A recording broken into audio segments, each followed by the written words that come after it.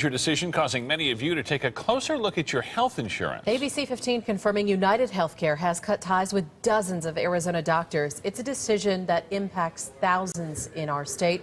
Christopher Sine is here now to explain what all this means for you and how we all can take action.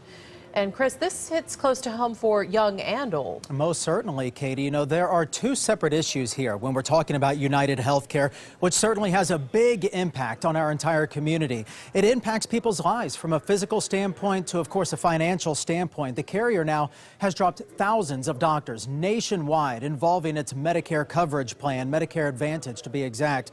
But that's not all. I've now confirmed others have been hit here locally. Specialists such as neonatal, cardiology, and OBs.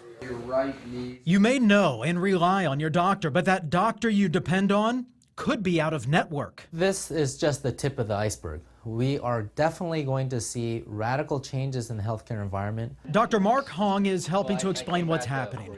For starters, UnitedHealthcare recently dropped thousands of doctors from its Medicare Advantage networks. We know that UnitedHealthcare sent out notices to about 10,000 doctors around the country, effectively terminating them from their contracts. Hong is not one of them, yet familiar with what's happening to his colleagues in the industry. Certainly, we all need to be mindful that this is probably the beginning of a trend that we will continue to see. This, as we learn, some doctors here at home who treat some of the most critical, such as babies and high-risk pregnancies, got cut as well.